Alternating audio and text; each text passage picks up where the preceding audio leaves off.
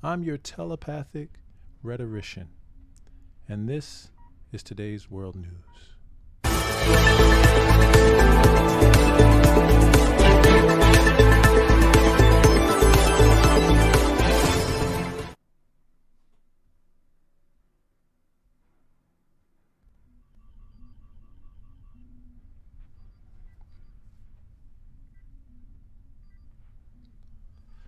How are sanctions and blockade affecting humanitarian effort in Syria? This is by Sarah Saloom. This is an article from Al Mayadeen. With thousands dead and thousands of others injured in Syria due to the earthquake, numerous international cargo companies refuse to land in Syria out of fear of U.S. and EU sanctions. How are sanctions blockade affecting humanitarian efforts in Syria? This massive earthquake a few days ago was a 7.8 Richter measurement or magnitude.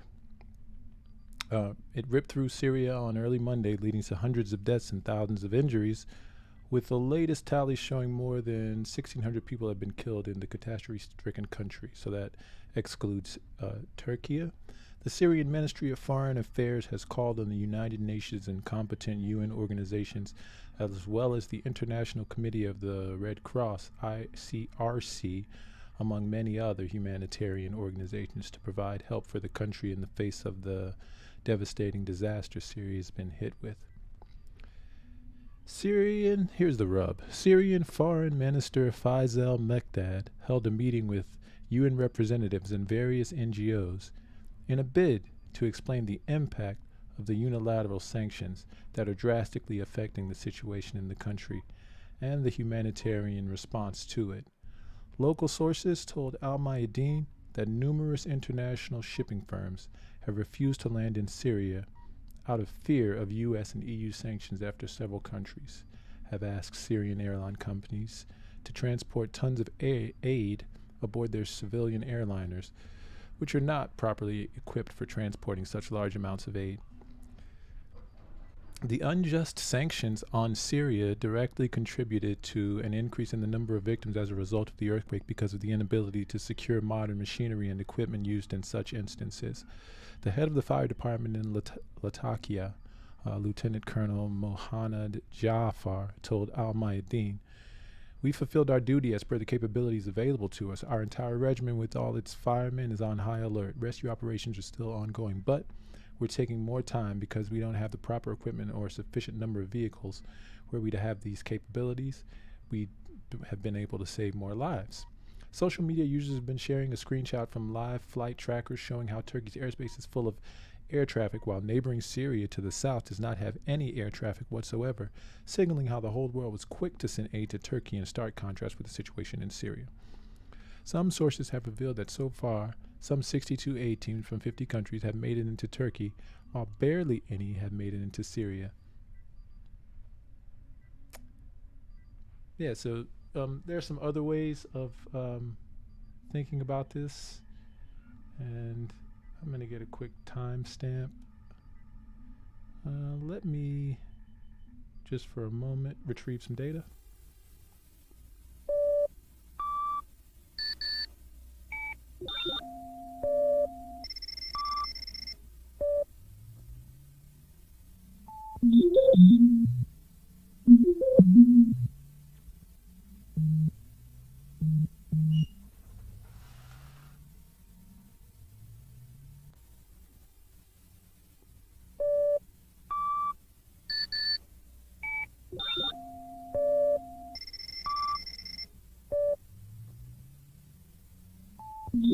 Briefly.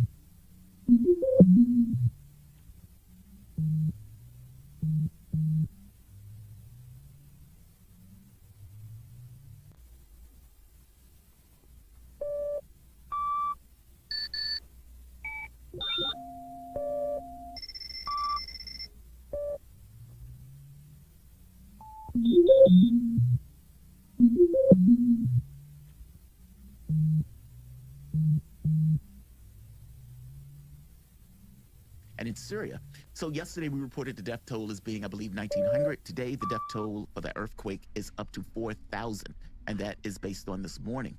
According to Turkish authorities, over 3,400 people were killed and over 21,000. This is Jamal Thomas of a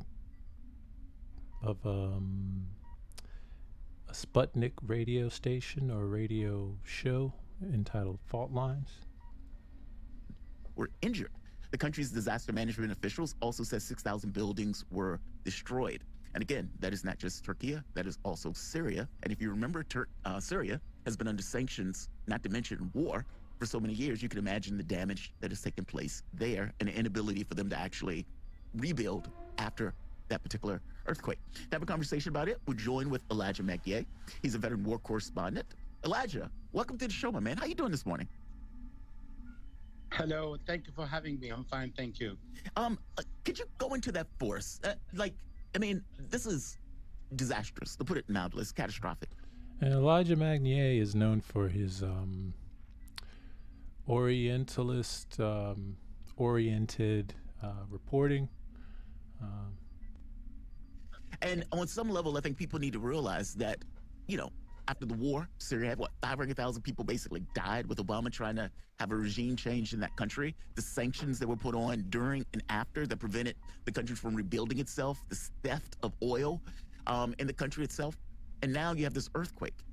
What is the plight of Syria after this earthquake? Can you give us an idea of what is it like on the ground and what are the expectations going forward in regards to trying to rebuild?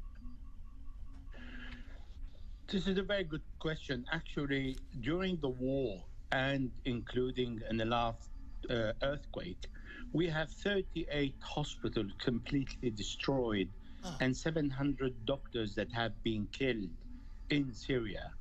So we have the Caesar Act, that is the sanctions imposed by the United States and Europe over Syria. That is very important.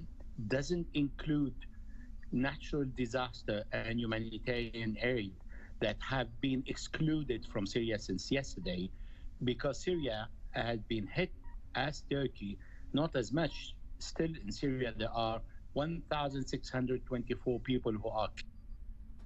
Yeah, what is the purpose of denying the people humanitarian aid? Is the point that a lot of outlets have been making. And the idea that, okay, Syria, the West is creating the narrative that Syria is somehow humanitarianly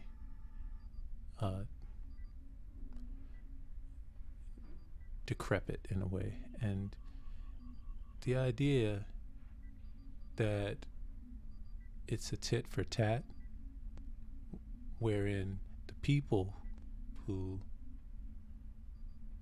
are a part of the country are responsible or even taking the onus or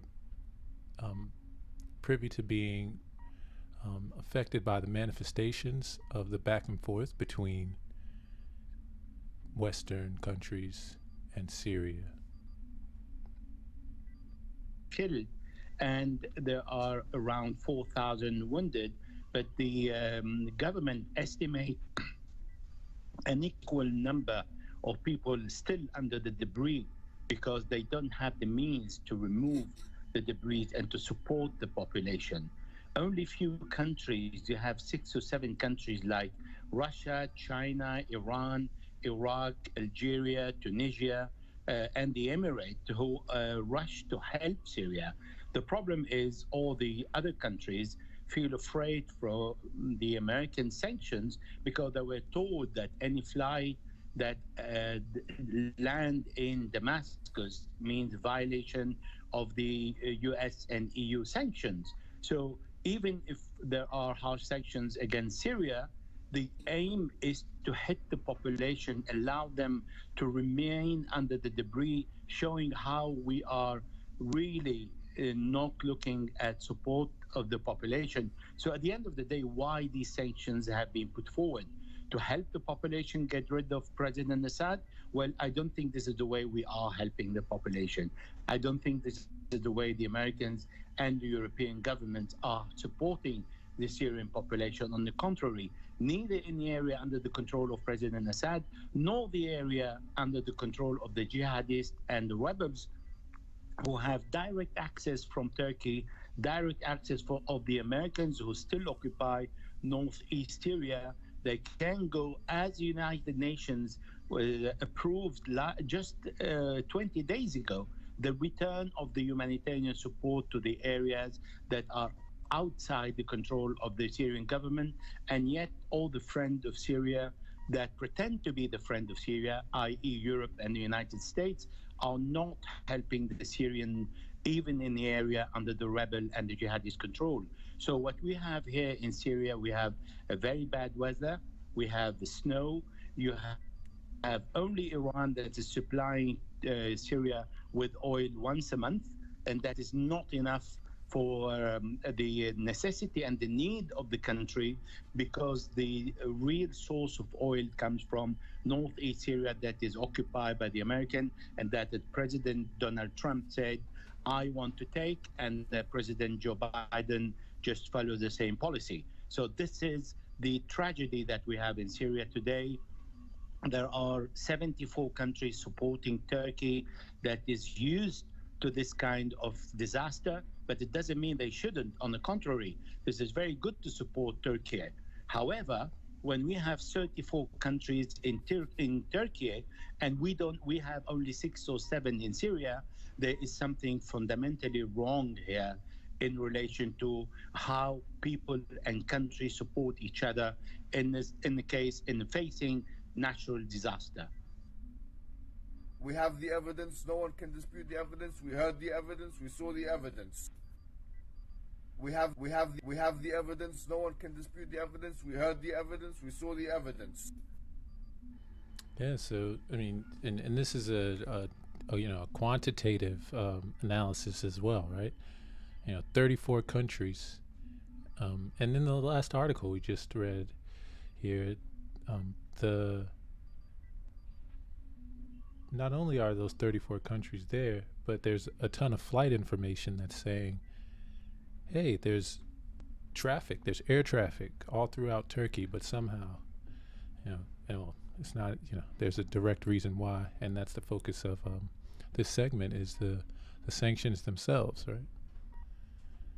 Yeah, I wanted to name this section Syrian Sanctions Lifted as a question, but I thought, might that be misinformation or disinformation, even though it's a question? But yeah, I do think we should be optimistic about this, like me not covering the drastic nature of the hurricane, the earthquake, its debris, etc. That's important, but at a certain point, we're going to have to move away from the gawking of the natural disaster and begin to focus on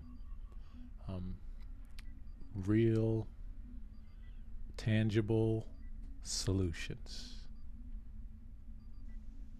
Wow. I mean, from the standpoint of Turkey, how are they going to grapple with this? I mean, granted, they don't have to deal with the sanctions and everything else that Syria has had, and their country hasn't been destroyed with war.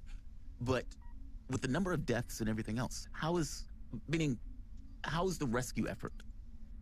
Yeah, so that gets further into Syria. There may be Turkey. There may be some more on that. I may come back to it, but this is another outlook here. This is Hill, Brianna Joy Gray, and Robbie Suave.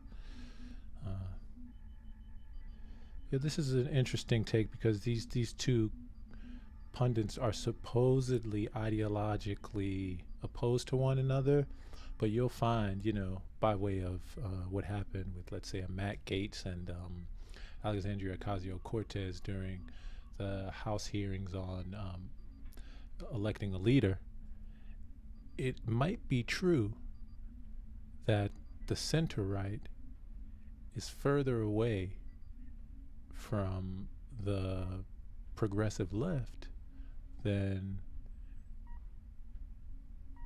the progressive right, or the, let's say, far right. A powerful earthquake has left more than 5,000 people dead and tens of thousands injured throughout Turkey and Syria. Yes, and Breonna Joy Gray would represent in this instance the left, and, or for that example, the left, and Suave, the right. After the quake struck yesterday, the earthquake is one of the strongest to hit the region in more than 100 years, CNN reports, and it struck 23 kilometers east of Nuraji in Turkey's Gaziantep province. This footage shows part of the damage the quake left in Turkey. The United States Agency for International Development said it was deploying 2 specialized search and rescue teams as part of the American response to these deadly events. The 2 units are based in Virginia and in California. They're the only... Note, where does it say they're deploying them to? It says they're deploying them to Turkey, right? And, you know, maybe further investigation might lend itself to us figuring out whether or not that aid is going to Turkey and Syria, but it's definitely going to Turkey, as you see in these headlines, and you can hear it in the sentiment of the people, right? There's not much advocacy for Syria, not as much as Turkey. So that disparity is one of those things that probably slows the hope that the humanitarian aid blockades will be lifted. Such teams in the U.S. that work internationally, the New York Times reports. Meanwhile, host of Pushback on the Gray Zone, Aaron Mate, tweeted yesterday, Syria has suffered a devastating earthquake. This war-ravaged country is under crippling U.S. sanctions. This tweet is in response to what senior U.S. officials Dana Stroll said about Syria in 2019. The rest of Syria, though, is rubble. And what the Russians want and what Assad wants is economic reconstruction. And that is something that the United States can basically hold a card on via the international financial institutions and our cooperation with the Europeans. So we argued that absent behavioral changes by the Assad regime, we should hold the line on preventing reconstruction aid and technical expertise from going back into Syria. The Middle East Council of Churches called for the immediate lifting of Western-imposed sanctions on Syria, as the current blockage is restricting efforts to provide the Syrian people with help in response to the quake. The council said in a statement, "We urge the immediate lifting of sanctions on Syria and allowing access to all materials so that sanctions may not turn into a crime against humanity." What a monstrous thing that official said. This is a moment of desperation for the people of Syria, that they're suffering. Well, that was an older quote. That was a pre-earthquake quote. But celebrating the idea that the country through civil war has been reduced to rubble. I mean, it's the same basic principle. Exactly, and that's what Aaron Mate is, pointing out here, that suddenly in the face of a kind of act of God, it might become more obvious to people that it's wrong to be rooting for a country to be devastated the way that Syria has been devastated. I think, something like 90% of the country is living in poverty.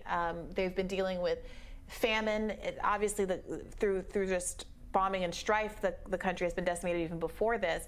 But to be rooting for it in a political war context, but not, but to suddenly realize that the human gravity of it in the earthquake context. And they're rooting for it because they want regime change in the government.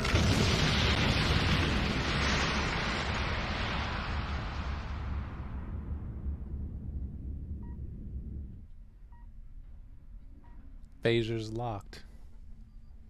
That was precise, right? This juxtaposition between, humanity and war and deprivation. Where are we as a human species? Right. But is there any evidence that this kind of sanctions policy is helping further the goal? Let's say in an ideal world, that would be great if we could swap out Assad with some preferable government. Now we know that in the real world that is a very fraught proposition, and that we've forced no one can dispute the evidence. We heard the evidence. We saw the evidence. Where's the evidence? You have it. Where is it? these swaps in the past, and they've not always worked out great. But is it weakening him as the people die and suffer? Does it actually weaken the authoritarian government? I think time and time again we find out that immiserating the country, harming, killing, starving, destroying the people does not actually put them in a position to be prepared to demand. The evidence. We heard the evidence. We saw the evidence. We have the evidence. No one can dispute the evidence. We heard the evidence. We saw the evidence. No one can dispute the evidence. Changes of their government. Right. In fact, it makes them more desperate for their government to provide for them. They're more reliant on the government because we've closed them off from the rest of the world as they're dying. Yeah, so this is another one of those situations in Syria where we're doing these kind of proxy wars with Russia. And there have been critiques from people like the World Food Organization about the fact that the sanctions have not been narrowly targeted the way that everyone who ever does a sanction claims that they are, and that it has been done very little to actually, thwart Assad or anybody else. Where's the evidence? We have the evidence. No one can dispute the evidence. We heard the evidence. We saw the evidence. Where's the evidence? Right? Brianna just made a really good point. Let me back a little bit. Assad or anybody else. Where's the evidence that Assad can thwart Assad to actually, thwart they are, and that it has been done very little to actually about the fact that the sanctions have not been narrowly targeted the way that everyone. Yes, the narrowness or lack thereof of the sanctions, right? So, are these broad sweeping? And we were talking about Wikipedia yesterday, and these broad blanket bans of Wikipedia just totally take Wikipedia off, as opposed to, and one effort might be to actually find specific things to ban, but another would be to, let's say, if you have editors, or even if you want to create a political campaign to encourage people, users and otherwise, to edit Wikipedia, and we could apply that to Syria, right? What types of aid are being sent there? Are they blanket violent aids? This concept that aid is somehow related to military presence it could be faulty logic. It truly could. And whoever does the sanction claims that they are, and that it has been done very little to actually, thwart Assad or anybody else. Where's the evidence that Assad can only hold out X more weeks or months or years? There's no evidence. Right. Well, so the idea is the sanctions prevent, monetary transfers that could be used to, let's say, buy weapons or do other things that the American government says it has an interest in preventing.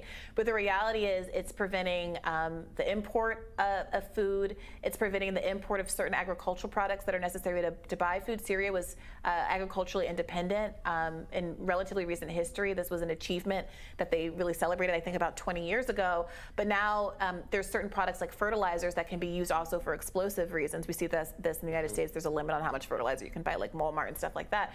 So they're dual-use products that are necessary for agriculture that they can't import because of the sanctions.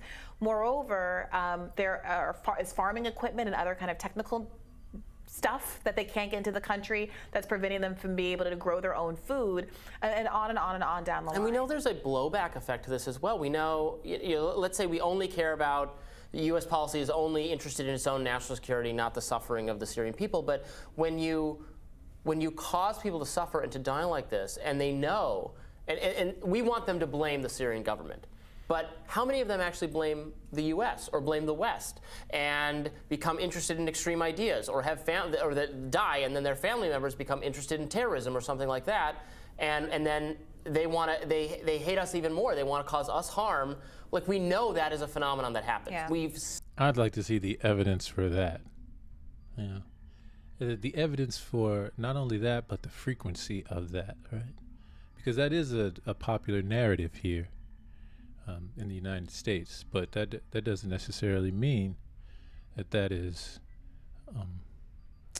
as frequent as it is narrated, relative to other narrations that are true and frequent in some ways. Seen that happen. We know our interventions, our interferences, our attempts to wrangle that part of the world and the suffering that causes invites challenge to us, invites revenge. And for me, seeing a person like Robbie Suave contextualize this in his mind and reverberate it, you can see the delay, the cognitive delay, because of the years and years of indoctrination regarding the opposite. Yeah. How many times do we have to learn that lesson before we change course on some of these policies? Apparently, it's not today. Today's not the day we learn a lesson. It's worth also just noting, saying a little bit about the magnitude of this earthquake.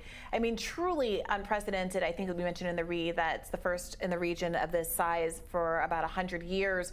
It's comparable in magnitude to the 1906, I believe it was, earthquake that flattened San Francisco, left basically all of the city destroyed. It was 7.8 magnitude. And when you look at the pictures of the devastation, it's really horrible. There was. Yeah, and again, this is not the place where we're going to gawk at the devastation itself, but we will continue to consider these issues. Winter, Syria is heading into. Okay, look, Vanessa, let's just talk about sanctions in Syria. I'm sorry. And this is Vanessa Bealey. This is her personal page as well. The title of the video here is Lift the Criminal Sanctions on Syria Now. She gives some really, really salient details on the situation. There are parts where she talks about, actually, you know what, this is the important part about this. This one is, this video is actually from a month before. So the focus on the devastation is not necessarily a part of this. We had to bump that into the extra, but in the name of humanity is what the graphic says, lift the sanctions against Syria. Yeah, I mean, talking of dark winters, Syria is heading into a very, very difficult time at the moment. There is literally no fuel available, particularly at the government fuel stations that are to some degree subsidized. No one can afford to buy fuel. Note, again, pre-earthquake. On the black market. Of course, it's not only the sanctions, it's the occupation of the oil fields by the US. You know, things now are probably the hardest I've ever seen them. And we're coming into really the cold time now, which tends not to really hit hard until after Christmas, but January, February are going to be bitterly cold. And people literally have no heating. In the majority of Damascus and other regions, people are getting between half an hour and 1 hour of electricity per day. The Iranian tankers are slowly kind of dribbling in, but again, the United States is preventing delivery, or of course allowing Israel to bomb the road tankers or the convoys that are trying to come through Iraq, through Syria, and down through into Lebanon, that is also energy deprived at the moment. To give you an indication, though, with no fuel, hospitals now are on complete slowdown. It's almost impossible for the public hospitals to carry out operations. They don't have any fuel for generators. Restaurants, all of the kind of what I call fast food, but it's staple diet for Syrians. Falafel, What is this nothing you talk about? Sandwiches. All of these bars are shutting down. The majority of shops and markets are having to shut at sunset because, again, they don't have generators to run. There are literally no cars on the road at the moment, nothing. There's no public transport. The government, as an emergency measure, has increased the kind of the weekend from Friday and Saturday to Friday, Saturday, Sunday to try and make it so people don't have to travel for work or to go to university or to school, because it's impossible to get even public transport, even the service or the Pullman, which run on different fuel to normal cars here. But if you can imagine, the average salary in Syria is around $27 per month, 150,000 Syrian pounds. 20 liters of car fuel, which they call benzene here, on the black market is 200,000 to 300,000. So that gives you an indication that it's completely out of reach. Food is out of reach. Meat is out of reach. Cheese is out of reach of the majority of families here, below the 90% that are below the poverty line. So what I'm asking is, what shocked me when I put out all this information on Twitter was the amount of people that said to me in response, "Oh, I didn't know this was going on. I didn't know Syria was under sanctions." I was like, it's only 11 years, you know? So I people really need to do something about this. You know, we need to accept that we have agency, and that agency, even if it's just writing an email, writing a letter, please do something. There are people literally dying here on the streets because of illegal sanctions that are being imposed by the UK and the US. It doesn't have UN mandate. They're unilateral sanctions. They're affecting humanitarian supplies and hospitals and medical supplies. That's illegal. It's completely illegal. It is Unilateral sanctions affecting humanitarian aid and involvings are globally illegal. This is a great point as well. is punishing the Syrian people because Syria won the war against the West, basically, and the regime didn't fall. The government didn't fall. It's not only still in power, but now, of course, pivoting like everyone is on a line.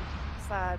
He's not only still in power, but he's now a fast, basically, and the regime didn't fall. The government didn't topple. Punishing the Syrian people because Syria won the war against the West, basically, and the regime didn't fall. The government didn't topple. President Assad is not only still in power, but he's now, of course, pivoting like everyone is that's not aligned to the east. He's welcoming the Prime Minister of Belarus. He's having trade talks with Donetsk and Luhansk. Obviously with China. UAE is now opening up businesses here in Damascus. South Africa,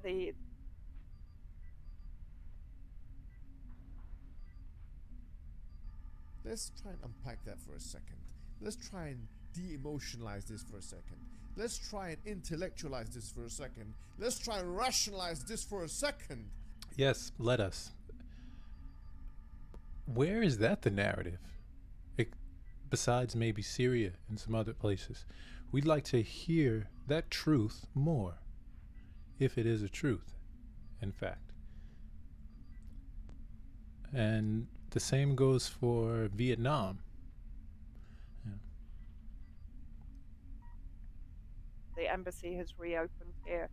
So, you know, Syria is pivoting away from the West. The West is becoming irrelevant. For the people of Syria, the suffering continues. Yes, and there is the other portion of it, is this realignment. And the realignment, it absolutely validates the pertinence of this type of media. So, you know, we advocate that everyone like, share, and subscribe, of course, because what that does is it creates a butterfly effect, and the dissemination of information can continue to help us grow. Their resources are being hijacked and held hostage. Their crops are being burned. Their water is being also occupied and rationed. They have no fuel, they have no electricity, they have no heating fuel at all, no gas. A bottle of gas, which will last 1 week for the average Syrian family, which can be extended up to 15, 20 people in one household, costs over now 200,000 on the market. As I said, the average salary, most people are below that, is 150,000. So they can't afford gas for heating and for cooking. I mean, it's very difficult for people to actually understand what life is like here, but it's the toughest it's ever been. And people, please, please do something. Raise hell on Twitter, on social media. Write to your governments. Get them, to your MP, to your representatives. This is a humanitarian issue. It's not a political issue. It's not a diplomatic issue. If you want an example of a very, very good statement made by Alina Duhan, who was appointed the UN Special Rapporteur on the effects of sanctions, go to my Substack. I've published it in full. That will give you all the ideas you need to put into an email or a letter. But please do it. Please don't just watch this and then kind of go back to doing what you were doing before. Please do. Yeah, visit Vanessa Bealey's Substack. Vanessa Bealey. Visit her Substack. Something, because the Syrian people really do need it. I can't describe the suffering here and the hopelessness and the despair in Syria right now. Is Russia doing anything to help on a humanitarian basis?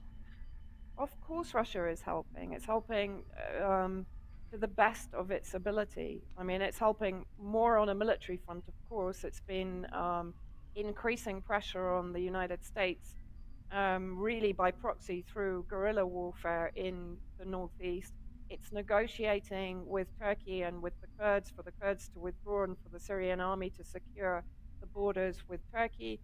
It's doing everything it can, but to some degree, Russia has been helping since 2015. And don't forget also the Caesar sanctions that were applied under the Trump administration that penalize any nation that comes to the help of Syria.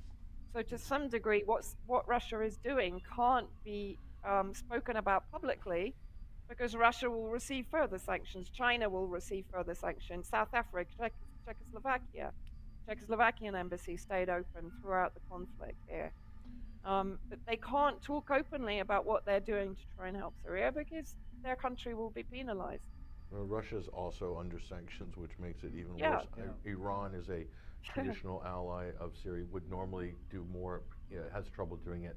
The whole game is to keep the border of Iraq and Syria unstable, so there can't be good, healthy cross-trade across the region, and that isolates Syria. The problem is, and we can say the sanctions are illegal, and of course they are illegal under Geneva Conventions, international law, and other things. But in Europe and Britain and the United States especially, and Canada, they don't see it as illegal. They disregard international law. Of course, that's the real problem. So then you're left with what? You need to be targeted. You got to find out if there are any sympathetic MPs in England or in the UK or in Ireland or in Europe, real members of parliament, not European parliament, but people who actually in the real government. And they could actually raise the issue and perhaps rally around it from a humanitarian point of view. That seems to be one of the only hopes you have of breaking the sort of logjam on this issue, which is almost like you get no movement whatsoever on this. But because nobody wants to champion it. It doesn't have a lot of political capital attached to it. There's not much to gain if you are championing this in a Western country. But if you could break the siege, as it were, the political siege, there is a chance that crack would appear and you would get more support coming but in. also Yeah, so this drip of applying pressure on those denying humanitarian aid. And I saw the viral crawl of it yesterday. That when I first began to look into this, there were only a few articles here and there, And then I began to see real community activism, right? That, wasn't a bot. And see actual people from small outlets, from small journalistic outlets, just pushing this idea of disseminating humanitarian aid. And maybe some media attention as well. But this is the challenge, and I'm afraid this is really difficult. Well, it is, but I mean, how many members does UK Column have? If every single member made the effort to write a letter or write an email, the sheer influx of demands to actually look at the humanitarian effects. And as I say, there is an excellent statement now that is in UN archives. They can't ignore it anymore, The UN has ignored this also to a large degree for the last 11 years, but, Alina Duhan has actually really done a fantastic job. I was shocked.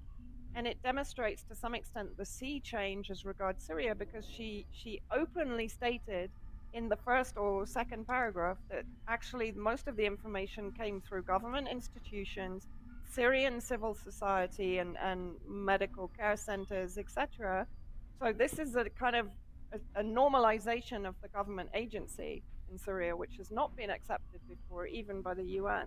Taking back agency, we do have agency. I mean, I always remember, and both of you will remember in 2016, when our little campaign actually really did prevent the White Helmets getting the Nobel Peace Prize. So it is possible to do. And I have to say, it's very satisfying. Great point. It's kind of a pivot there, so we'll move on. But the White Helmets story, there's another one, But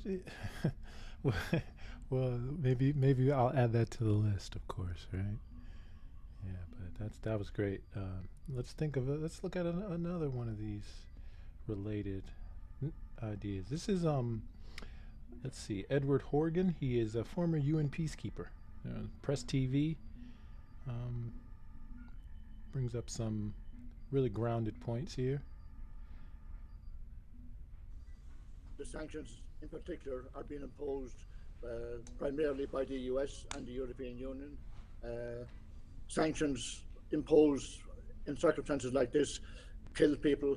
I would call immediately for all sanctions on Syria to be removed, and for all countries to give as much aid as possible to Turkey and a similar amount to Syria.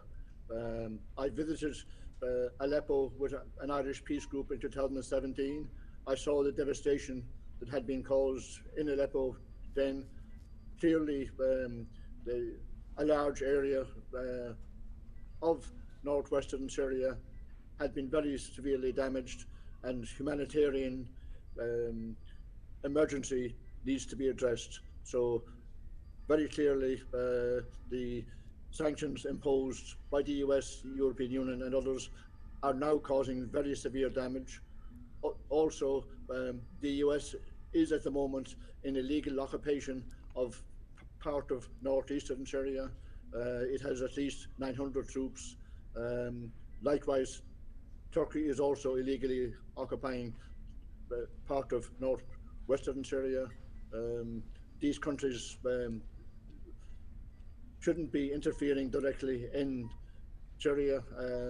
And now in the middle of this crisis, it's vital that a huge amount of humanitarian effort is needed, not only in Turkey, but equally in the sanctions. Yeah, and this is, we'll move on as well, but this person speaking, Edward speaking, just, I began to think about some other outlets, because, so there's some, there are non-Western outlets that you won't hear a particular narrative about the earthquake being divine justice for the atrocities that these places have committed, right? These countries have committed. I mean, this is just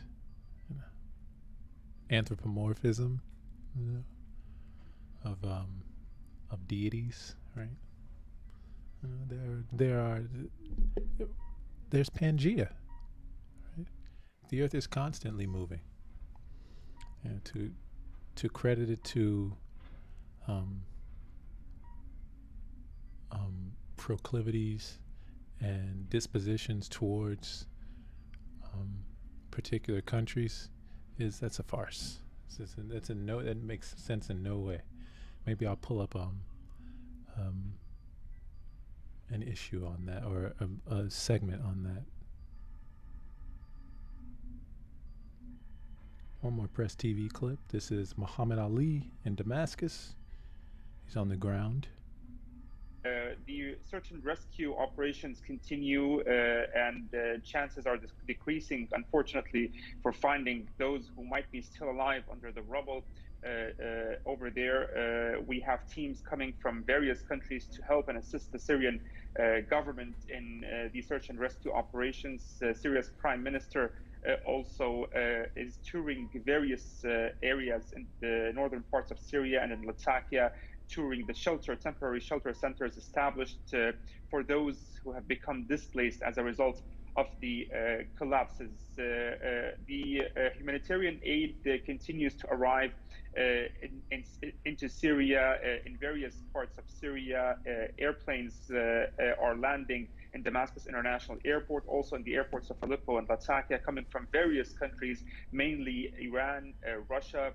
Also, humanitarian assistance is coming from Algeria, Libya, the UAE, and Jordan, including Iran, Russia, Algeria, Libya, the UAE, and Jordan, all in support. All in support. I actually did a little bit of research yesterday, and there was an approximation that 70 to 80 countries have sanctions on on Syria, and that's juxtaposed with the almost 200 countries, 193 countries that there are in the world, and two others that are what do you call them, observers. This idea that majority of I'm not exactly sure of the population distribution between those countries, but if you think of it by country, almost three times the amount of countries that are against these sanctions than for. These are the numbers. This is ratioing. This is rationale. Of course, Iraq. Such humanitarian assistance is very important at such times. The whole notion of logic. And despite the fact that they might be not enough compared to the scale of destruction and efforts needed, and the large number of people who have become displaced, but definitely such assistance is very important. Also, very important comments that recently came out from Syria's foreign minister, Dr. Faisal al-Maqdad, in the past 24 hours. He said in a televised interview that all humanitarian assistance is being blocked due to the U.S. sanctions on Syria. And Mr. al-Maqdad said that the U.S. officials are claiming recently that their sanctions on Syria do not cover humanitarian aid or assistance. And replying to that, Dr. al-Maqdad said that the U.S. sanctions is blocking everything that might come to Syria. The search and rescue operation. Yeah, so there are officials, and I think we may have read a quote from McDodd in a Mayadeen article at the beginning of this segment. There are officials who say that no aid has gotten through. And finally, here's an article by Press TV. It says, and this is ironic in a way, I wanted to end this way because I think it speaks a lot to the humanity of those who deny the aid. Hezbollah sends aid convoys to quake-hit Syria, decries U.S.-led sanctions. Yeah, Hezbollah is the party of Allah, right? The Lebanese Hezbollah resistance movement said it has sent convoys of humanitarian aid to earthquake-affected areas in Syria in the wake of a devastating earthquake that struck the Arab country amid crippling Western sanctions. Hezbollah Deputy Secretary General Sheikh Naim Qassem told Lebanon's Arabic language Al Manar television network on Tuesday that countries around the world must rush to send rescue workers, equipment, and aid to help victims of the earthquake. He offered his condolences to the Syrian nation and government, saying Hezbollah has dispatched convoys of humanitarian aid to quake-hit areas. A devastating 7.8 magnitude earthquake struck southeastern Turkey and northwestern Syria early Monday, and the rescue workers are still working in freezing temperatures. Sheikh Qasim argued that the sanctions, backed by most Arab countries, are hampering relief and rescue operations, adding that the coercive measures run contrary to the fundamental humanitarian principles. Contrary to the fundamental humanitarian principles. The top Hezbollah official stressed that the West must realize that the Syrians are all united in the fight against Takfiri militant groups, and that the nation will not accept any foreign diktats. He also underscored that Hezbollah stands by the side of Syria and Turkey in the aftermath of the tragic incident.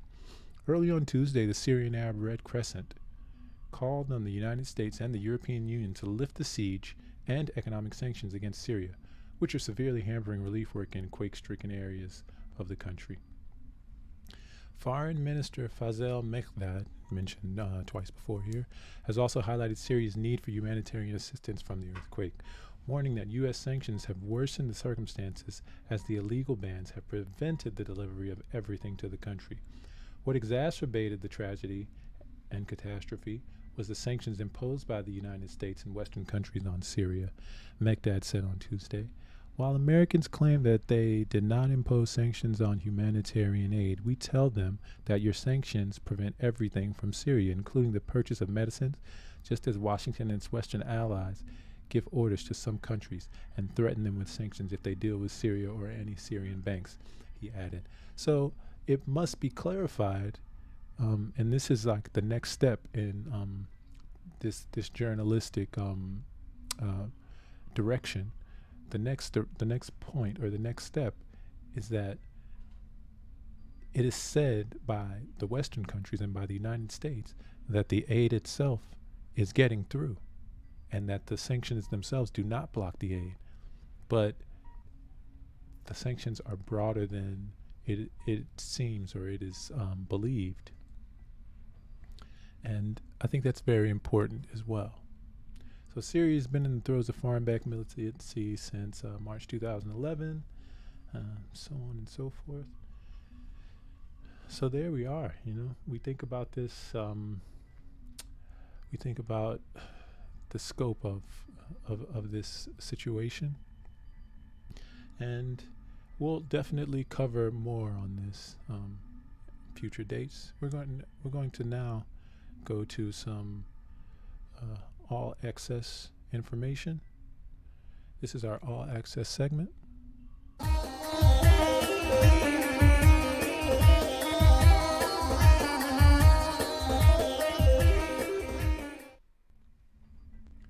So Glenn Greenwald, well,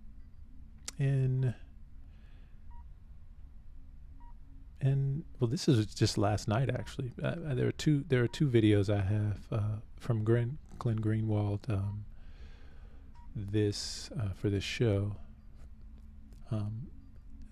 Glenn Greenwald last night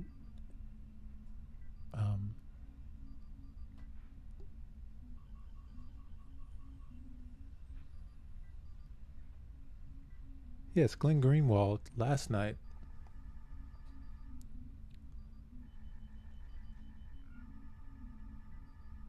on his system update show